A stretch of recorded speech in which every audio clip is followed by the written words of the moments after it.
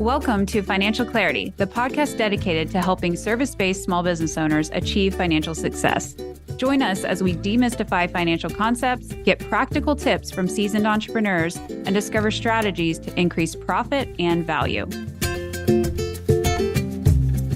Hannah Smolinski here. I'm the host of the Financial Clarity podcast, where I connect successful entrepreneurs, financial experts, and leaders in the small business community. On past episodes of the show, I've interviewed experts like Deanna Zubrickas from Relay, who explained to us the benefits of using a neobank in today's business environment, and Max McGolan, a business banking manager, who explained loans versus lines of credit and when we should be using each of those tools in our businesses.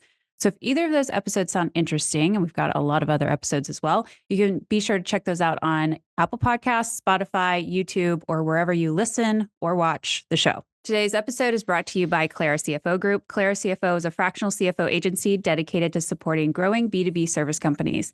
If you're looking to uplevel the financial strategy and leadership in your business, visit claracfo.com to learn more.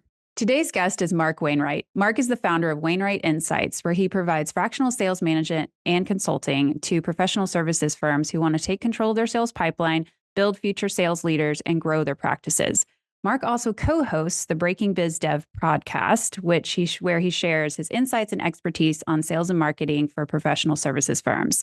This is a fantastic podcast for learning about business development and kind of that blurred line between sales and marketing, which we all have run into in our businesses.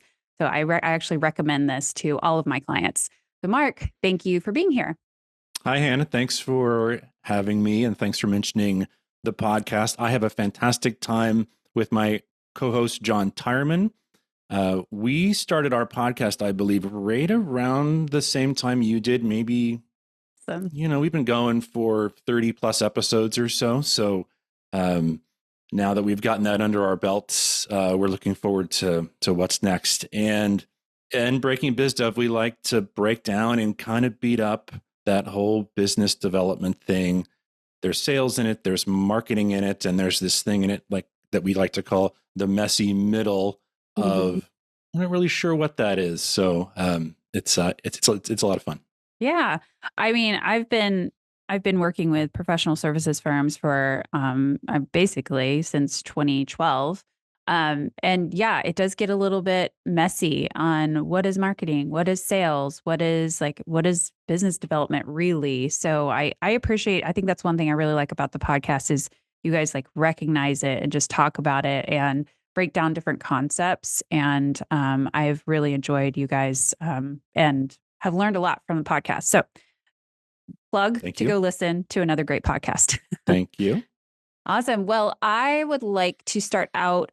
You have a lot of information that I want to pull out of your brain today around the sales process. And I want to listen first to what is fractional sales management? How do you define that?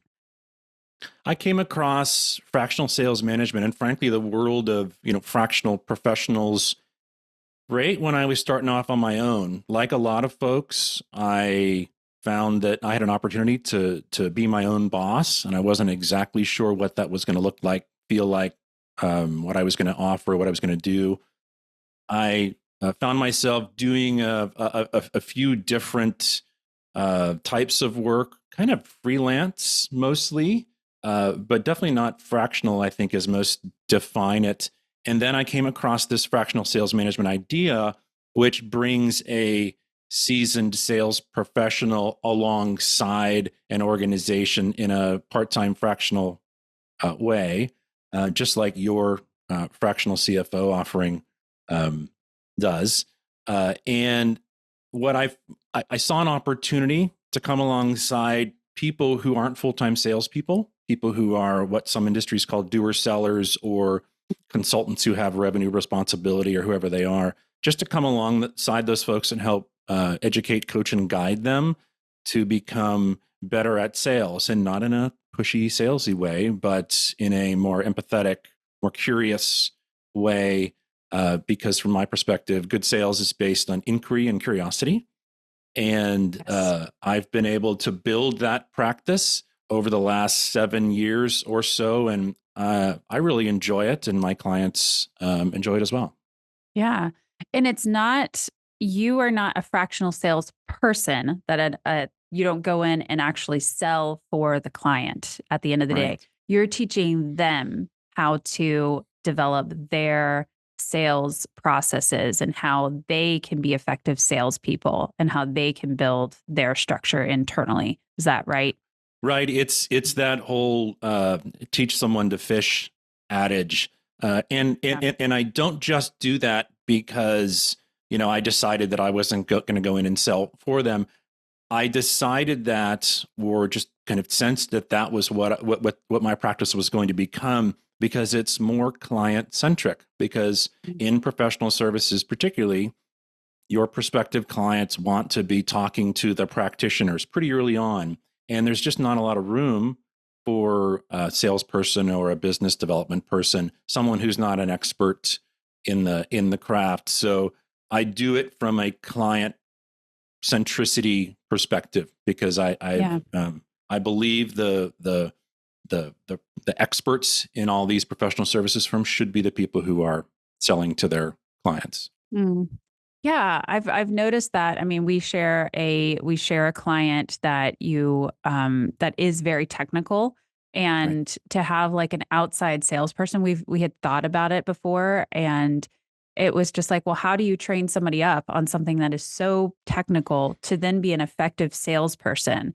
to do that? Like didn't make any sense whatsoever. I mean, if you're coming from, engineering, or I mean, even like accounting, we're in the same place. Like sometimes you could it's a little bit harder to sell a widget when that widget is like very, very technical. True. So, True. it's not like we're just selling t-shirts over here or something like that, where maybe a salesperson could be more effective. So, Right. I like that that's the approach, and it seems to be working well. Yeah. Yeah. So far, so good. Yeah. Okay. Well, I'd like to spend time talking today about um, business development, because this podcast is really for those B2B service companies where they're out there trying to figure out how to get work in the door. They want to have future revenue. They want to increase revenue potentially. And, some of us have been lucky where maybe people are always pounding down the door trying to work with us. But Yeah. more often than not, we need to do some Not work. many. Not many. Right. Not many, not many. We need to do some work to actually bring in the business. I mean, Right. even if people are pounding down the door, converting them into a customer is a different story, which is more of the sales process. But Right. can you explain to me, like, what is your definition of business development? Let's start there. Yeah. I have a framework that I like to kind of overlay on all of it. And the term business development and sales and marketing, they can be a little bit confusing. If I reference the term business development, it usually is a bit of an umbrella that I throw over both of those things. When we break those two things apart and we look at marketing and selling, I think of marketing as typically one-to-many activities, and sales are typically one-to-one activities. So there's broadcasting, and then there's more sort of conversations. So that's one of the ways I define them. It's really defined in what are the specific activities that the individual is undertaking, and what are they doing? Are they broadcasting, or are they in a one-to-one conversation? So the framework that I referenced, that I use and work with my clients, the first part is create, and it's how individual doer sellers, or individuals in accounting firms or other firms that have some revenue generation responsibility, how do they create new business? And how do they do that in a proactive way, rather than just waiting for marketing to do its thing? And then when people come knocking on the door, how do individual practitioners create new business opportunities using proactive outreach, prospecting, asking for referrals, et cetera? So that's the first part, create. The second is choreograph. And that's kind of a funny word to use, but I like the word choreograph because everyone has these visions of dancing in their heads. And there's two parts to that. People can understand the immediate connection with, oh, it takes two to tango, right? There's two people involved in the sales process, or two parties, and they need to move well together, and they need to be in partnership, et cetera. But the other part is I love about choreography is that when we see things that are really well choreographed, they seem so effortless. Mm. And I thought, what if we could make sales effortless and even enjoyable for Yeah. everyone? So that's what I love about choreography. And choreography breaks down into the various sales conversations, the early qualification conversations to determine fit, discovery, where we inquire and we're very, very curious, proposing, negotiating, and contracting, all of that. So it breaks down those different steps and highlights the things that kind of tie all that together. And the last part of this 3-part framework is the big contract, where we're developing great pricing, we're setting ourselves up for success, we're negotiating well, we're not leaving things on the table, we're not accepting terms and conditions and agreements that put too much risk on us and not enough on our clients. And we really kick off the whole sort of service delivery, the engagement, with a full head of steam, that everyone's excited, everyone feels like they've got what they need to be successful. So that's a 3-part framework. That's really interesting. Yeah, I think that um well, I think everybody likes the idea of sales sounding effortless. That sounds Yeah, wonderful. that's so Well, great. let's kind of talk about that create part, because I do think, and maybe we can think about these. What's the term that you use? Doer seller?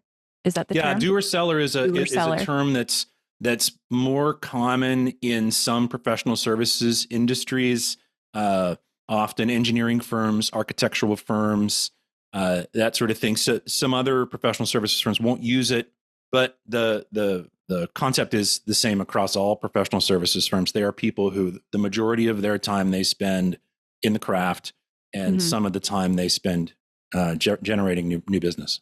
Hmm. I bet a lot of our owners are still in that space too, where they're still serving clients. I mean, Yep. I'm still in that space. I'm still serving clients, but I'm the main person Right. in the business doing the business development currently. My Right. my team is still small. Um, so let's say you're in kind of in a, maybe it's not the owner that's the main doer seller. What are some of the things that you like people to think about when they do have some selling responsibility, but they're mainly a doer? They are mainly an engineer, but they do have some selling responsibility. How can they be engaged and like start to create those opportunities like you're talking about? Right. Well, particularly with technical professionals, um, they need to understand, embrace, and then use a process that makes sense to them, that is clear, that has steps to it, that has some structure and a framework. A lot of people think that sales is just sort of shoot from the hip. It's disorganized, it's ad hoc, it's unplanned. Uh, but actually, the most successful salespeople or the doer sellers that I have worked with and come across are the people who are highly organized. Mm. So what needs to happen first is these technically minded individuals need to be presented with and then coached along a process that is logical, rational, reasonable, organized, orderly, and not sort of shoot from the hip. So that's first and foremost is putting together a structure that they can kind of understand and wrap their heads around, and that starts to clear the fog with most of these individuals, Mm. because they start to think, oh, sales doesn't have to be for the schmoozers and the networkers and the people who Yeah. just like to show up and close the deal. There's actually an entry point. There's an opportunity for me as a technical professional um, to engage in selling. And when we talk about create, there's an opportunity for me to be proactive and do outreach, and ask for referrals and do it in an orderly way, because we've learned a process and a how to. So, Mm. yeah. Yeah, I love that. Yeah, I think a lot of times people hear, like, if they need to be involved in selling and they're like, well, I'm not an extrovert. I'm not the big, networker. I'm not going to all the events. I'm not going and doing these things. But I often encourage clients that a lot of times the best work you can do is nurturing a relationship over time and just having, maybe that's regular touch points with a client or a former client or all of those coffee chats and the things that are very honestly fun. Like if you like the people you work with, you Right. can go and nurture those relationships. I mean, sometimes it doesn't have to be this big sales effort that I think will turn people off in a lot of ways. Agreed. What they think, quote unquote, a sales effort is maybe Well, it's very different. it's funny you do the quote unquote thing. And John and I are going to touch on this in an episode at some point. And there's some others out here who have brushed up against it. I have seen and we have found that people who are technical professionals, whoever they are, maybe they work in a marketing agency, maybe they're an engineer, whoever else they are, that really have no idea what sales is and how to kind of behave and the kind of activities that are involved in it when they are placed in a sales position. And by the way, these are people who probably are doing what they do because they don't want to sell, right? They're like, Yeah. I'm an engineer. I didn't never want to sell in the first place. That's one of the reasons that I went in that direction rather than the sales direction. But it's funny when these people, without proper guidance and training and sort of understanding what selling is, these people, when they're put in a sales position, they will start to exhibit these behaviors that they themselves loathe, right? They will not share information, right? They will ghost people. They'll do all these types of behaviors. They'll be pushy. They'll exhibit all the behaviors that we associate with bad sales because they don't know any different. And what they're doing is they're just kind of regurgitating all these little scraps of information and memories from movies and things we've heard and cliches and all these other things. They all those things start to manifest when they're put in a sales position. So that's one of the things that has to happen early on when I'm working with individuals is they have to unlearn a lot of these weird sort of subconscious bad behaviors that have crept into their brains that they think they need to exhibit when they're in a sales situation. So there's some unlearning involved, and then there's a relearning of how actually you can sell without being salesy. Yeah. Yeah. We have a great podcast episode on that too. If you are interested in that for people listening, Nikki Rausch, that's kind of one of her things. So, definitely go out and check that episode too. That's really interesting that people just try to like, oh, I need to act like a salesperson. And then they're just obnoxious. It happens. It happens. It's weird. It happens. Oh man. Yeah. So a lot of things to break down there. Let's move into this term that is important when we're talking about, and I talk about this with my clients a lot, is their sales pipeline or pipeline. Can you, some people use that term every day and some people have no idea what that is. So could you explain what is a pipeline? Sure. And it does get confused by a number of firms, and they believe that the pipeline refers to the work they have under contract that they need to deliver. That's backlog, right? So that is your backlog, your contracted work, where you have resources and budget set against, and you are going to be invoicing that for that work in some way or another. That's your backlog. That's important. It's important to really understand that.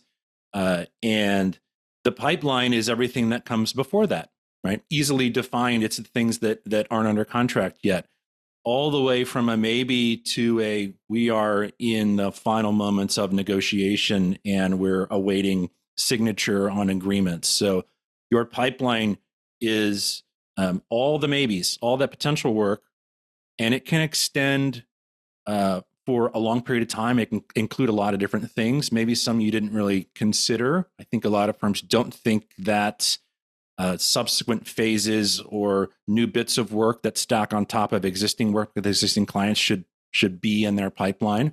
I think they should, because anytime a client can say yes or no, or anytime dollars and scope and things can change or aren't finalized yet, I think that needs to be in the pipeline. So it's all the potential work that sits out in front of your firm. And worst case scenario, firms have absolutely no idea what that is, what's in there, how big it needs to be, any of that.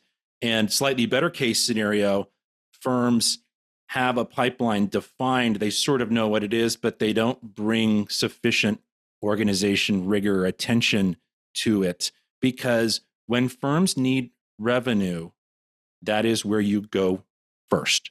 Right? Yeah. That is your step number one. You don't start picking up the telephone and calling everybody you know out in the world to dig up some new potential prospects out there, some new maybes, because it's going to take a while for those maybes to turn into a contract. You focus on your pipeline. That's what we do first, because that revenue is closest to us. So, and I don't know how firms of any size, and I have engaged with firms who are very small and firms who are quite large, who, all of them have fairly foggy, unclear, undefined pipelines. Mm-hmm. Yeah. And not good. What we see, I see this too. I mean, we're fractional CFOs, so we're not helping with the sales process in any way. But what we see is the aftermath. We see the revenue. And if revenue, some indicators that you have an unhealthy pipeline, or maybe, indicators that you maybe aren't paying attention to your pipeline at all, is that you have like a major swings in revenue. So you could have like, great month, everything's collected, and then nothing for 2 months, like nothing's coming in.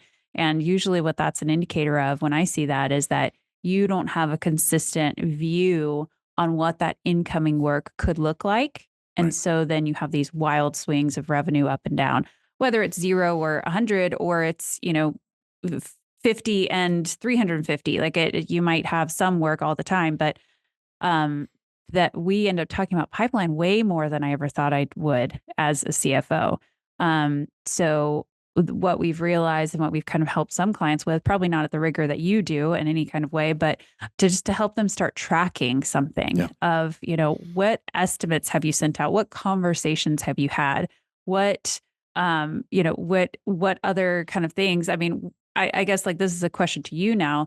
What other things should they be thinking of if they start to first build this idea of like, I've never really tracked it before, or I only have my firm estimates out there in my pipeline? What other things should we be thinking about that should be going into that?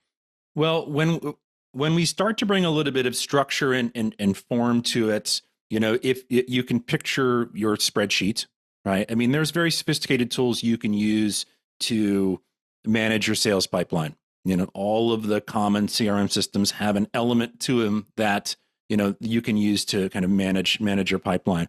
But, you want to assign responsibility for each individual new business opportunity. You want to have clear information about the client organization. And if you need to start parsing out these different opportunities into different service areas, different client types, whatever else, that information is helpful as well.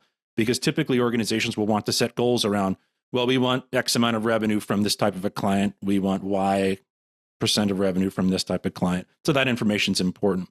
Beyond that, when we get a little bit more sophisticated, we want to introduce steps and sales stages, because steps and sales stages aren't just little checkboxes. These are the types of activities and behaviors we need to be, working on during this moment in time. Early on, we need to be curious.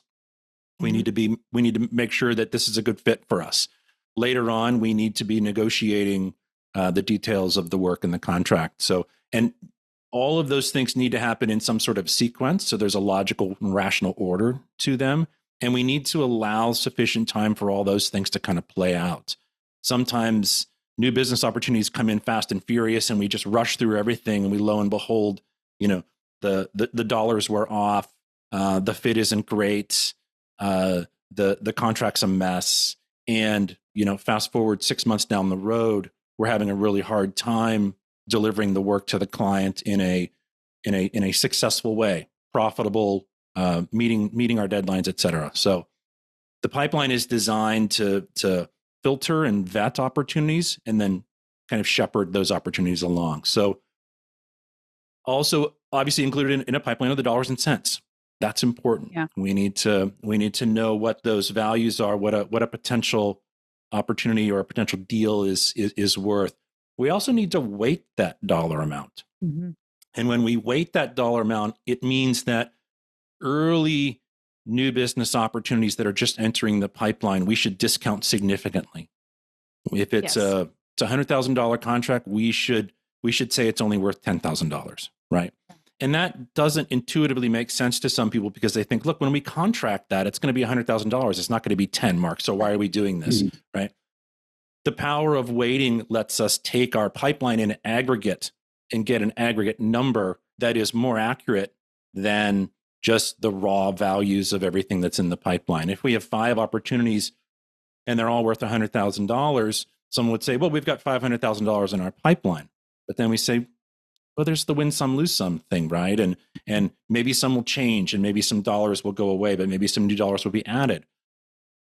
So how do we tweak that to the point where we can more accurately reflect what the value of our pipeline is? Well, we weight it, right? And some people will take a gross number and they'll say, we'll cut it all in half, and that's our more realistic number. I think weighting each opportunity is better because they're all moving at different paces. They're all different clients. And even if the scope of work is similar, the situations are all different. So I like to weight them per sales stage, 10% early on, 30% later on, maybe even up to 50% when we're actually proposing work. I never say anything's 90% certain when it just walks in the door, right? No. That's naive. So there's weighting involved, and then hopefully we're setting activities and actions against all of these new business opportunities if we're being really organized and rigorous on it. So those are just a few high-level things that a good pipeline needs to include. And the weighting is really important. That's critical to discount that because that raw pipeline value can represent a false sense of security. We can fall asleep way too easily or be way too complacent if we're just taking that raw pipeline value without discounting it appropriately.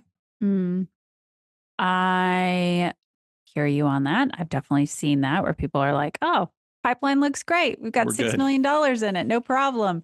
And then, maybe $500,000 of that actually materializes into a contract. And, it can happen and things can pull back, or, somebody can approach you with this amazing, potential work.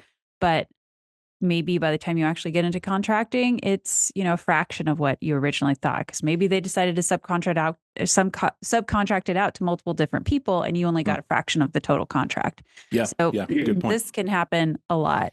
So I like the idea of the weighting. What do you do? So I'm just anticipating people's questions because I get these questions myself. So what do you do when maybe you get a contract that is not firm on exactly how much it could be?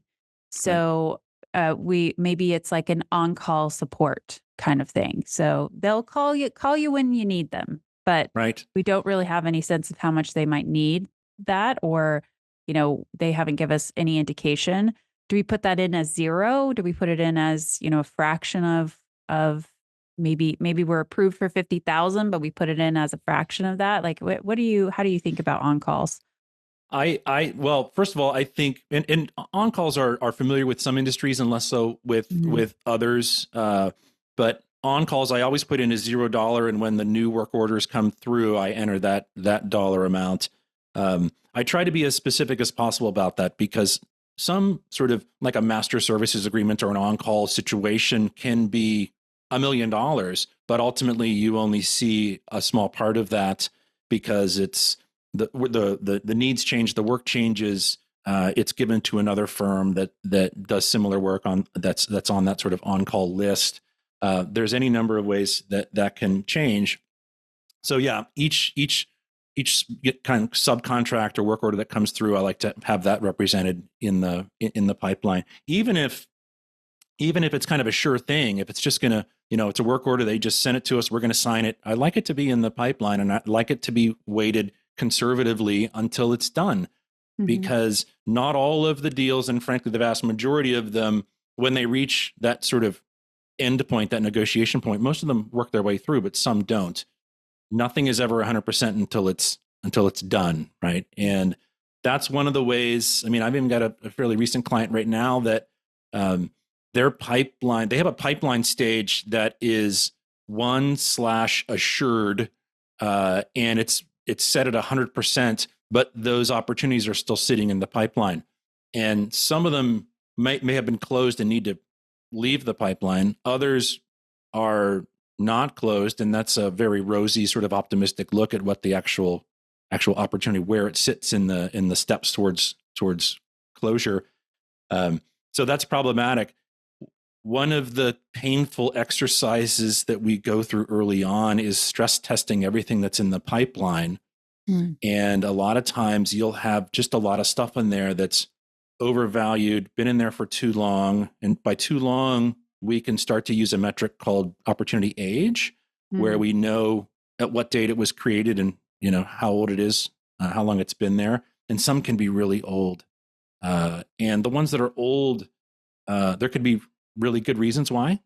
And there could be really bad ones, like it was just neglected or it just disappeared and no one checked on it. So it's a painful process to take that first big jump to really stress test your pipeline, but to get it to a point where it's more realistic and more honest is huge, because then you can start moving forward and you can say, oh, okay, great. Now we've got work to do. And when we go and find new business and we put it in our pipeline, we know it's real. We'll stay focused on it. We'll bring some rigor and some energy to closing that. And it's like a fresh start. So yeah, that's important. Do you ever run into a CEO or maybe a sales leader or something with endless optimism and not wanting to get realistic about what's in their pipeline? Sure. And I'm kind of the bad cop in that whole situation, because I really think that particularly with, again, these technical professionals that we all work with, is that they can see through things very easily. Smart people, have a, or at least prefer to have a very realistic view on things. And that sort of rosy outlook doesn't really serve anyone well. And they'll that sows sort of this belief of the data's bad, and one of the compounding issues with bad data that's in a system like a CRM or a pipeline management tool is that if the data to begin with is bad, then the individuals who are responsible for that information will be less inclined to go in and update it or bring it up to date or whatever else. So it's this sort of negative feedback loop. So we've got to get great data. It's got to be honest. It's got to be correct. And then people need to embrace the need to update it and clarify it and clean it. Yeah, that's a good point. When would you consider somebody having a healthy pipeline? How do they know, do I have enough in my pipeline? Am I doing enough on the business development side, sales side? So let's say I wanted to make $2 million of revenue next year. Is there like a certain amount that I should have in my pipeline at the end of Q3 of the preceding year that would make me feel comfortable that I can hit my target? There absolutely is. Yeah, there's both sort of a cumulative way to look at it and a snapshot way to look at it. The snapshot way is at any given moment in time. I mean, it's fairly intuitive that the value of your pipeline needs to be greater than your revenue goals, right? But yes. People think, well, how much more? And this is where age comes in, and I'm going to try to weave this together. So if it takes, and this is just you'll get this because you're a dollars and cents person. So at any moment in time, if it takes you 365 days on average to originate and close a new business opportunity, that's the opportunity age, right? If the opportunity age on average across your entire pipeline is 365 days, that means that you need to have 1 year's worth of weighted revenue in your pipeline at any given moment. Mm-hmm. If your sales cycle is shorter than that, if it takes you half a year to originate and close, any opportunity on average in your pipeline, you need to have half a year's worth of revenue, weighted revenue in your pipeline at any given time. So that's where age starts to come into this, because organizations have a short sales cycle don't need to have a massive pipeline, but they need to have one that is appropriate for a 30-day pipeline, because it's, your sales pipeline is just sales engine, right? There's stuff in one end, stuff out the other end, right? So if it takes a month to work through that process of originating and closing, then you need to have a month's worth of weighted revenue in your pipeline at any given moment, right? So that's the snapshot. And sort of the annual is, where are we tracking year to date? What's our goal? Where are we relative to that? So, and the snapshot is just as important as that. Well, we're 3/4 of the way through the year and we have 3/4 closed business. So what I do at, just like using your example, we're 3/4 of the way through, I look at what we've closed, and then I start breaking down things that are in different stages. Well, we've got half of our sort of gap in negotiation. Let's focus there. Let's see if we can continue to move those forward and close those before year end. And then we have, maybe the other half sort of in the proposal stage. Like, all right, what activities and behaviors and what kind of energy and momentum will we bring into this whole process to make sure those things get into negotiation and then close before the end of the year? So there's let's break it down and let's see what work we need to do now in order to get things closed before the end of the year. So, that's that answers sort of the size question, how big, and age starts to become more and more of a factor in many firms. Even the firms I think that have a grasp of their pipeline aren't monitoring age. Age is another one of those things. I can take a look at a pipeline and look up and down and say, oh my gosh, all this stuff's really old. If you're if it takes you on average 90 days to close something, but all these other ones are over 200 days, I think they are a liability, And they just need to be removed, basically. Done. Potentially. Yeah, they need Unless to be there's closed. Some reason. They need to be closed. And some people create a really, really strong, powerful emotional attachment to those long pipeline items that are just sitting there. And I try to tease those two things apart, right? Sure, you have an emotional connection or at least some professional connection to the individual you were working with or the firm or whatever else it is, but don't tie yourself to this new business opportunity. Maybe their needs or priorities changed. Let's just get rid of that one, re-engage them and said, look, that's behind us. Let's talk about what's next. Yeah. Pipeline is also about like looking forward and thinking about like what's next. So don't get too caught up in like the things that are really old. If they come back, great. Like if it's not on the pipeline and then that person comes back and they are, they want to re-engage 2 years later, awesome. That's like basically a new opportunity at that point. We don't need to leave it for forever, hoping that maybe they'll come back because they talked to us at one point in time. Right. There's a lot of hope.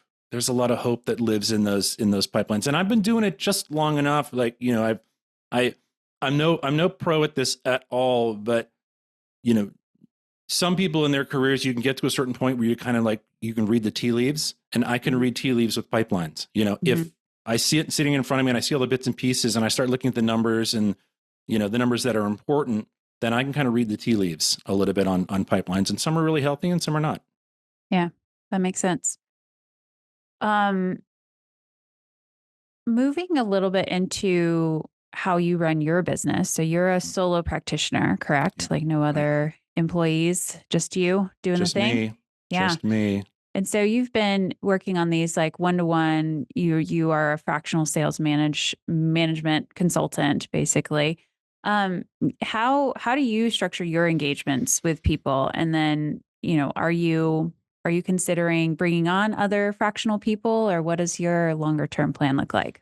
Well, there's two parts to that, and I'll answer the first one first, which is my hope in the way I've structured my business is to impress upon other professional services firms that they can build a similar business. My business is structured on a long-term engagement, typically at 12 months, where I have a set amount that I invoice monthly, some ahead of time, some in arrears. And that lowers the amount of churn that I experience with my business. And it does, which is great for me, but also from a client perspective, it presents a really kind of predictable financial relationship, right? Mm-hmm. They know every single month. They know when the invoices are coming. They know what they're going to pay. They know what they're getting. So it creates this nice, stable relationship. And there's a lot of firms out there who, bill by the hour, and their invoicing and billing is all over the place. It's up and down, and that impacts not just the consultancy. We don't know what our revenue is going to look like month to month, but it also impacts the client, because sometimes the client can get a little bit caught off guard. Yeah. And, a little concerned, like, hey, we paid you $10,000 last month, but it's now 50 this month. What changed? Right.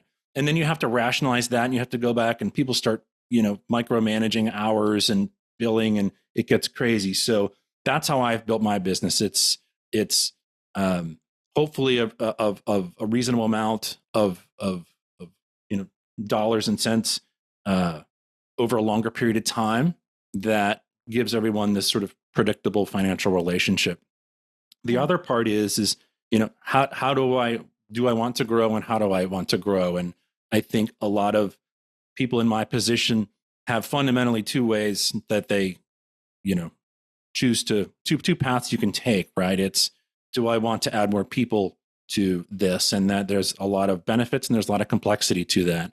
Yeah. Or do I want to just stick with myself, and do I want to find opportunities to do more with less, maybe have more impact, touch different people that I haven't worked with in the past, that kind of stuff. So I've chosen the latter. I've chosen at this point that I'm not interested in the complexity of a large staff or a large team or whatever else. You've started bringing on to different folks in your group. So we're on different paths here, but I think both of us have to think about how we change and mold and kind of create new offerings that maybe different people can deliver, or different ways we can generate revenue.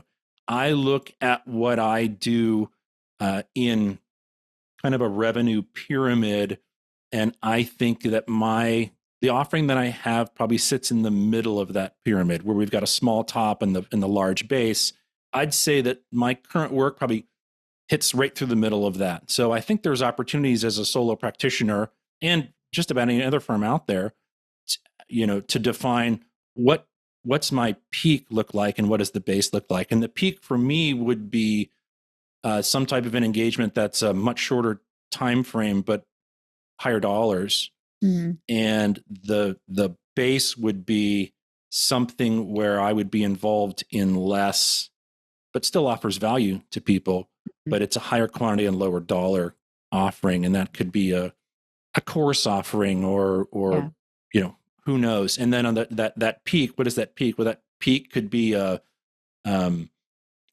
some specific sort of intervention, or it could be, speaking events, or, whatever else. So it could be any number of those things. So I think I'm still kind of envisioning and fleshing out what my sort of revenue pyramid is, but I think I currently occupy kind of a big middle across that pyramid.